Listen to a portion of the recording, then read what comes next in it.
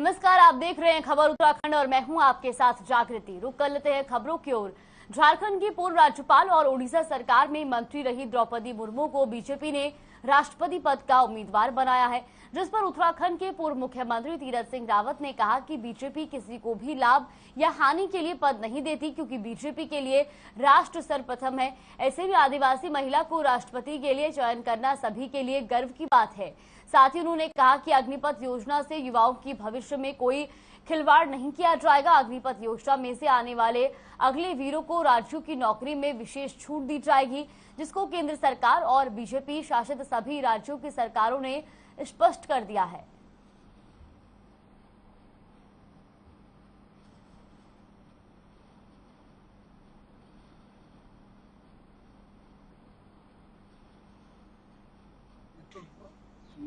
Clear कर चुका है और स्पष्ट है कि अग्निवीर जो अपनी सेवाएं सेना में देंगे और उसके बाद लौट के आएंगे तो उनको हर क्षेत्र में हर विभाग में प्राथमिकता दी जाएगी नौकरी की।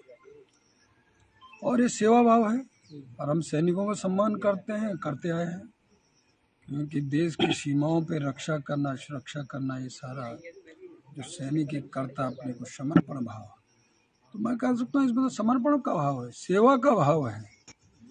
तो जो लोग ये सोचते हैं वो लोग पूरी तरह आज डटकर खड़े हैं, वो जवान युवा, और कह रहा है कि यह अच्छी योजना है। तो मैं सोचता हूँ उसके अलावा कुछ यदि बोल रहे हैं तो वो लोग हैं वो जिन्होंने कि इससे कोई लेना देना नहीं है और केवल एकमात्र राजनीतिक हथकंडे में उनको नाचते हैं। पूर्व मुख्यमंत्री और सांसद तीरथ सिंह रावत अल्मोड़ा पहुंचे। इस दौरान उन्होंने कार्यकर्ताओं से मुलाकात की, साथ ही एक योग कार्यक्रम में शिरकत की। तो वहीं मीडिया से बातचीत के दौरान उन्होंने कहा कि अग्निपथ योजना युवाओं के लिए सुनहरा अवसर देने में मददगार साबित होगी और अधिकतर युवा वर्ग प्रधानमंत्री की इस पहल का स्वागत कर रहे हैं। लेकिन जो विपक्षी दल युवाओं को उकसाने का काम कर रहे हैं वो गलत है।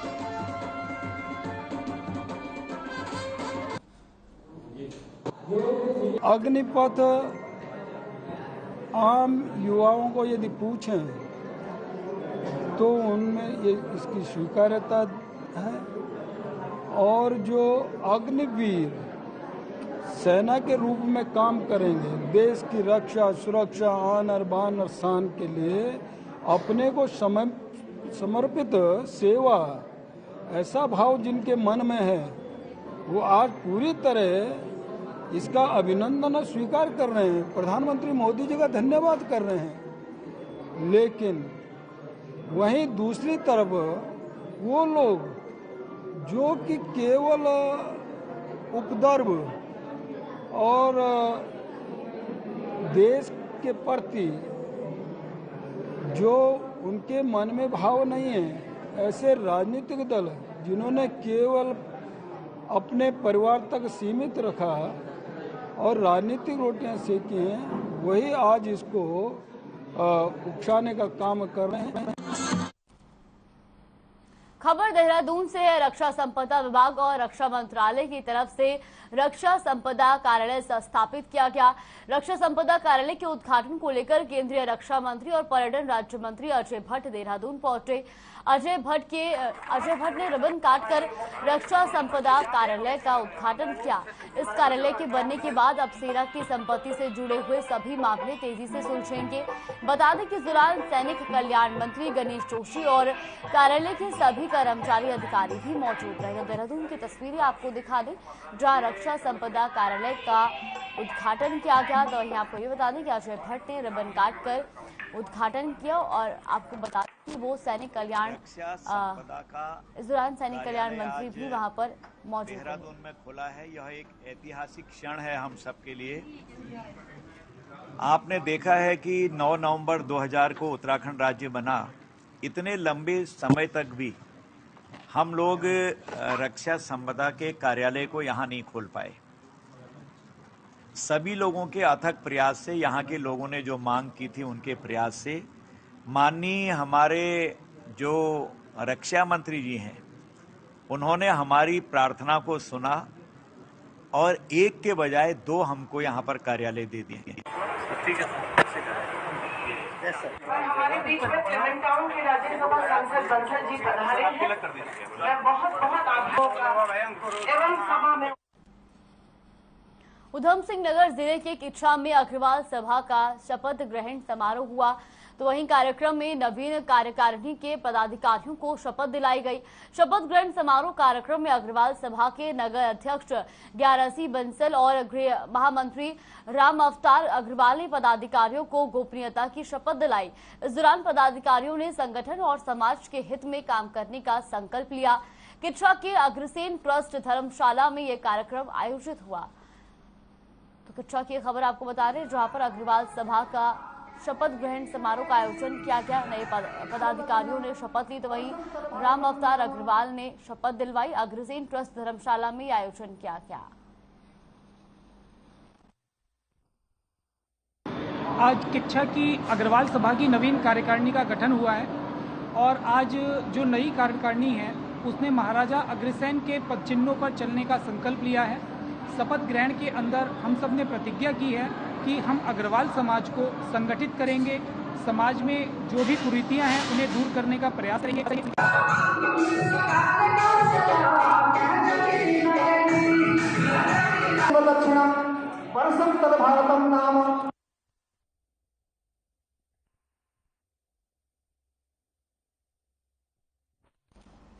और रुक कर इस वक्त की बड़ी खबर की ओर। बड़ी खबर देहरादून से आ रही है, जहां 4 धाम यात्रा को लेकर अपील की गई है। तो ये बड़ी और अहम जानकारी देहरादून से 4 धाम यात्रा को लेकर अपील की गई है। मौसम का हाल जरूर जान ले यात्री, ऐसा भी कहा गया है।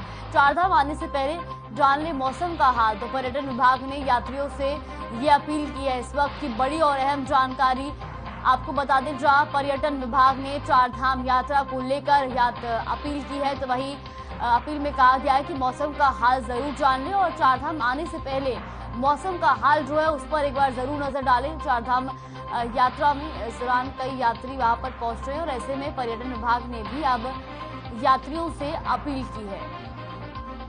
उत्तराखंड में प्री मानसून दे चुका है दस्तक, ऐसा भी बताया गया है। 22 लाख से ज्यादा यात्री दर्शन कर चुके हैं। 4 धामों के जो है वो दर्शन किए जा रहे हैं। हेमकुंड साहिब में भी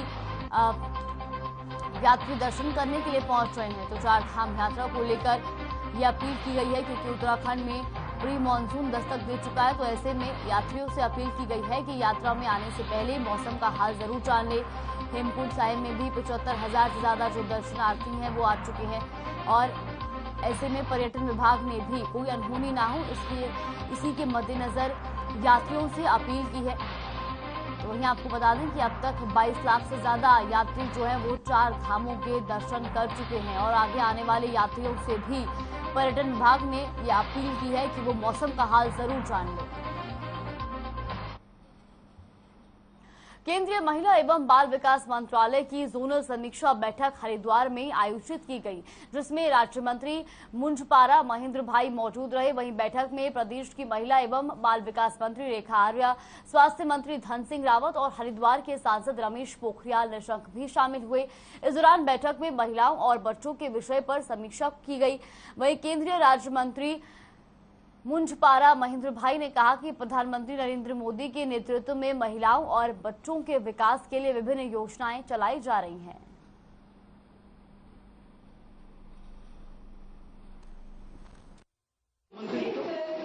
WCD का उसमें क्या पार्ट है, किस तरह से महिलाओं को और बच्चों को हम लोग और सशक्त कर सकते हैं, उसको लेके भी कई सारी चीज़ों की समीक्षा और किस प्रकार से भारत सरकार की योजनाएं और स्टेट गवर्नमेंट की योजनाएं क्लब होते हुए कितने लाभार्थियों को इससे हम लाभान्वित कर चुके हैं, उस सब को लेकर जो है आज समीक्षा की गई। और ये हमारा लक्ष्य है कि एस्पिरेशनल डिस्ट्रिक्ट हर प्रकार से हम कह सकते हैं कि चाहे उनकी मौलिक आवश्यकताएं हैं वह पूर्ण करे, चाहे उनको हम कह सकते हैं कि एक विकसित जनपद के रूप में वो डेवलप हो, जहाँ मेट्रो से लेकर अन्य चीज़ें उसमें हों, तो वो सारी कल्पनाओं को लेते हुए जो है वो काम है। कुपोषण से हमारी लड़ाई कैसे हो, तो उसको लेकर हमारा काम है। तो उस सब की समीक्षा और साथ साथ विभिन्न राज्यों 7 राज्यों से आज यहाँ पर कई महानुभाव यहाँ पर पहुँचे हैं। 8 साल की महिला और बाल विकास में क्या क्या उपलब्धियां रही है उसके बारे में ये आज जोनल मीट हो रहा है और काफ़ी कुछ 2014 के बाद महिला और बाल विकास में काफ़ी हमने डेवलपमेंट किया। उसमें पहले जैसे ही हमारे घर में लक्ष्मी जी का जन्म होता है, हम बच्ची को लक्ष्मी जी बोलते हैं, तो ऐसे ही सुकन्या समृद्धि योजना से स्टार्ट होता है। उसके बाद वही बच्ची बड़ी होती है तो आंगनवाड़ी में जाती है। आंगनवाड़ी में भी हम सक्षम आंगनवाड़ी बनाने जा रहे हैं। ऐसे ही आगे बच्ची बढ़ेगी तो कस्तूरबा विद्यालय है, कॉलेज में जाएगी तो उसको कॉलेज में भी फीस बिल्कुल मुफ्त में भी है। खबर ऋषिकेश से है, जहां उत्तराखंड के कैबिनेट मंत्री प्रेमचंद अग्रवाल के कैंप कार्यालय के पास खड़ी कार में अचानक आग लग गई। तो वहां मौजूद लोगों ने हादसे की सूचना फायर ब्रिगेड को दी। जब तक फायर ब्रिगेड की गाड़ी घटनास्थल पर नहीं पहुंची, तब तक स्थानीय लोगों ने पानी से आग बुझाने का प्रयास किया, लेकिन सफलता नहीं मिली। तो वही मौके पर पहुंचकर फायर ब्रिगेड की गाड़ी ने कड़ी मशक्कत के बाद आग पर काबू पाया। गनीमत ये रही कि घटना के दौरान कार के अंदर कोई भी मौजूद नहीं था, जिसके चलते बड़ा हादसा होने से टल गया। फायर ब्रिगेड के अधिकारी आग लगने के स्पष्ट कारण जानने के लिए जांच में जुट गए हैं।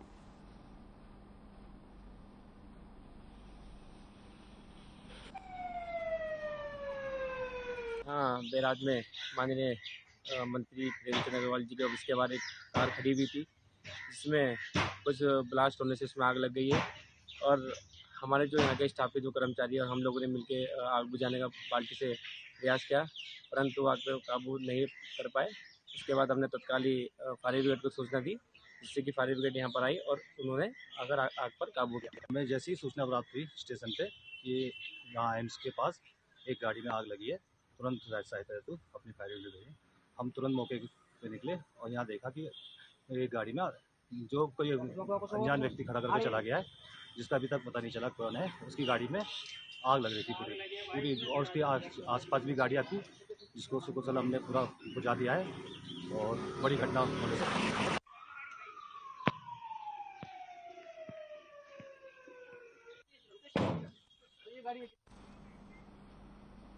आईएएस रामविलास यादव को आय से अधिक संपत्ति जमा करने के मामले में देर रात गिरफ्तार कर लिया गया। इसमें पहले रामविलास यादव को निलंबित कर दिया गया था। आपको ये भी बता दें कि आईएएस अधिकारी यादव उत्तराखंड सरकार में समाज कल्याण विभाग में अपर सचिव पद पर तैनात थे।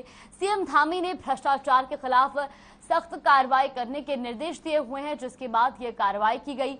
तो वही विजिलेंस के अधिकारियों ने रामविलास यादव से करीब 7 घंटे तक पूछताछ की और इस दौरान तकरीबन 100 से ज्यादा अधिक सवाल किए गए। तो वहीं अब विजिलेंस की टीम रामविलास यादव को कोर्ट में पेश करेगी।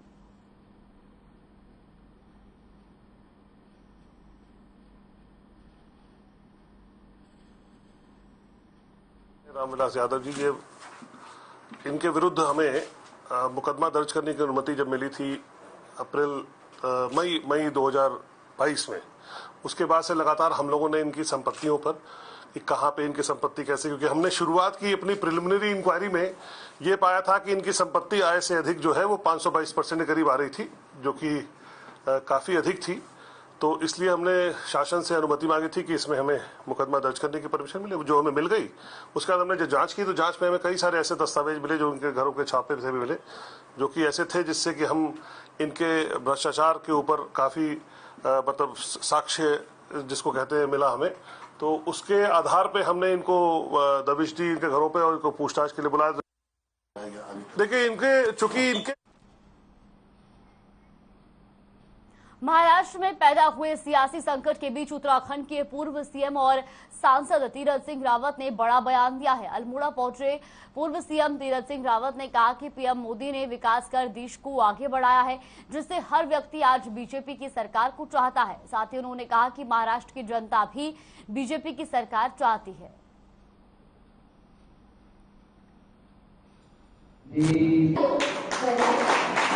देखिए, देखते रहिए अभी क्या है, और इस बारे में कहना जल्दी होगा। और मुझे लगता है कि वहाँ जो जिस तरह का सीन सामने आ रहा है, और मुझे लगता है कि आज लोग भाजपा को वहाँ भी चाहते हैं। निश्चित है कि जिस तरह मोदी जी ने पूरा देश को विकास की ओर आगे बढ़ाया है, तो हर जन चाहता है कि हर जगह भाजपा हो, तो हमारे हाथों को मजबूती मिलेगी और अपना भी विकास होगा। तो ये आम जनता आज देश की चाहती है और वही वहाँ भी चाहते हैं, सब जगह चाहते हैं।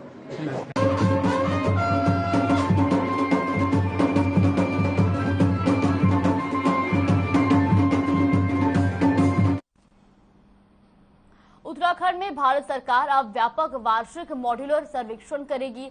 तो वहीं आपको बता दें कि अल्मोड़ा में भारत सरकार के सांख्यिकी और कार्यक्रम क्रियान्वयन मंत्रालय के 3 दिवसीय शिविर का शुभारंभ किया गया, जिसमें शिक्षा, सूचना, हाउस होल्ड, आयुष की आर्थिकी पहलुओं के साथ ही आयुष मंत्रालय के लोग औषधि के उपयोग की गणना का 50 अधिकारी सर्वेक्षण करेंगे। तो अल्मोड़ा की खबर आपको बता दें, जहां पर भारत सरकार सर्वेक्षण करेगी, वही वार्षिक मॉड्यूलर सर्वेक्षण सरकार करेगी और 3 दिवसीय शिविर का शुभारंभ इसके लिए किया गया, जहां 50 अधिकारी जो है वो सर्वेक्षण करेंगे।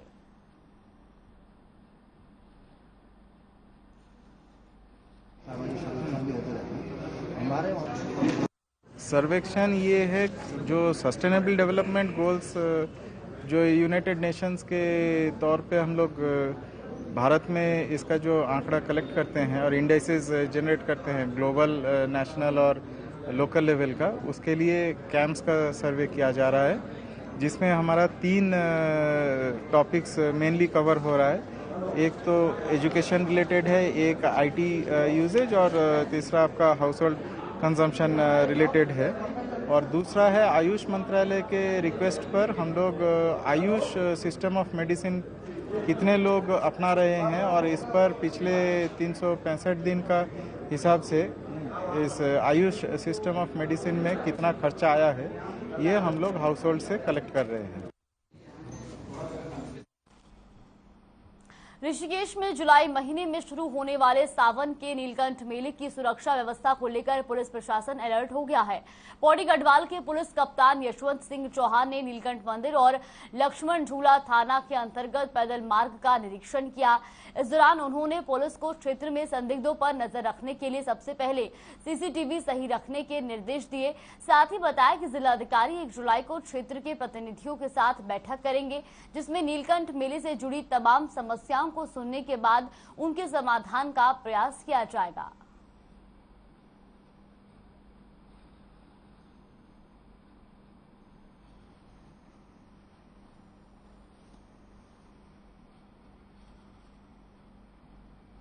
तो यहाँ आपको बता दें कि अगली खबर थराली से है, जहां आपको बता दें कि थराली में कई दिनों से जो है वो समस्याएं चल रही हैं और ऐसे में जो है इसके लिए कई बार जो है वो गुहार भी लगाई जा चुकी है। तो वहीं थराली विधायक भूपाल राम टमटा ने सोल घाटी का दौरा किया। इस दौरान ग्रामीणों ने स्वागत समारोह का आयोजन किया, जिसमें विधायक भूपाल राम टमटा ने शिरकत की। तो वहीं सोल क्षेत्र के विकास कार्य पर विधायक के सामने थराली घाट मोटर मार्ग के निर्माण समेत रुईसाण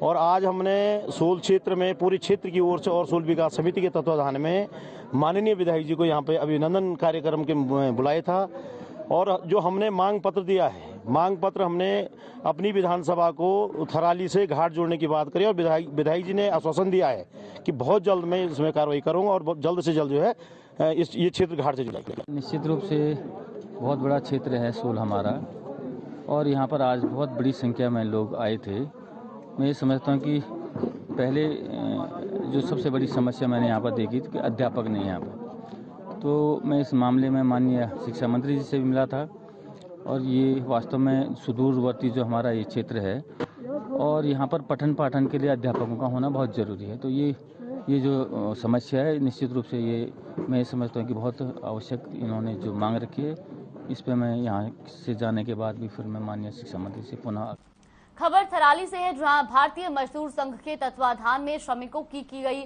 समस्याओं को लेकर कार्यकर्ताओं ने रैली निकालकर प्रदर्शन किया। भारतीय स्टेट बैंक थराली से तहसील मुख्यालय तक रैली निकाली गई और रैली तहसील मुख्यालय पहुंचने पर उपजिलाधिकारी के माध्यम से मुख्यमंत्री और श्रम मंत्री के नाम ज्ञापन सौंपा। भारतीय मजदूर संघ की मांग है कि श्रमिकों का पंजीकरण कर श्रमिक कार्ड बनाने के लिए ब्लॉक स्तरीय शिविर की व्यवस्था की जाए और श्रम विभाग की सभी योजनाओं का लाभ श्रमिकों को दिया जाए। साथ ही श्रमिकों को 100 दिन के रोजगार की मांग भी की।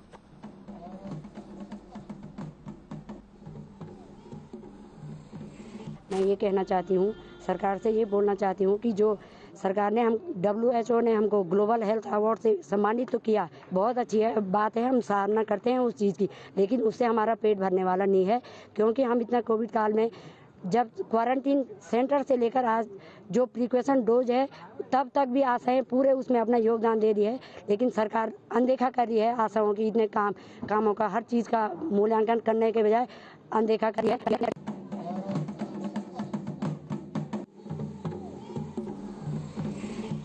भटकना पड़ रहा है, क्यों नहीं हमारे श्रम कार्ड विभाग के द्वारा विभागीय स्तर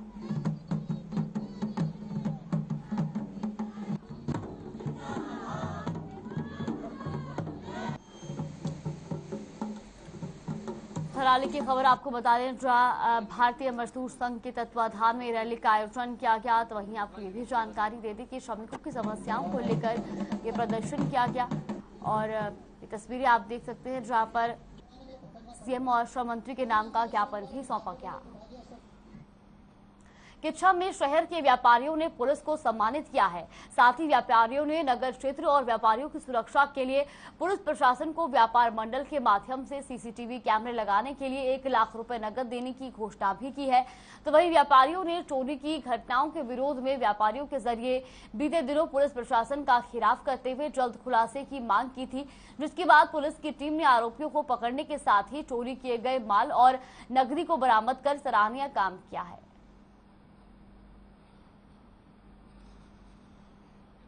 में लगातार चोरियां हो रही थी और व्यापार मंडल द्वारा पुलिस पे दबाव बनाया गया था कि चोरियों को खोलने के लिए, जिसमें हम बाजार बंद करने तक की स्थिति में आ गए थे, लेकिन ऐसी नौबत नहीं आई। पुलिस टीम ने खुलासा करा और लगभग सारी चोरियां खुल गईं और जिस तरीके से चोरियां खुली, माल बरामद हुआ, तो आज हमने पुलिस को सम्मानित किया।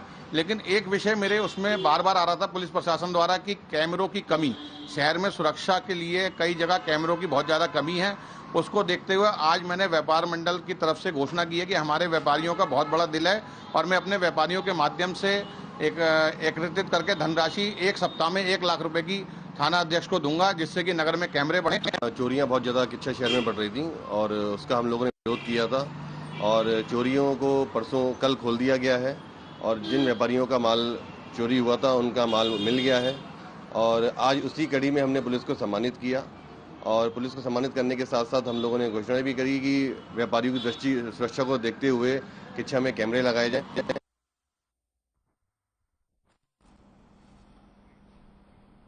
फिलहाल खबर उत्तराखंड में बस इतना ही। आप देखते रहिए हर खबर।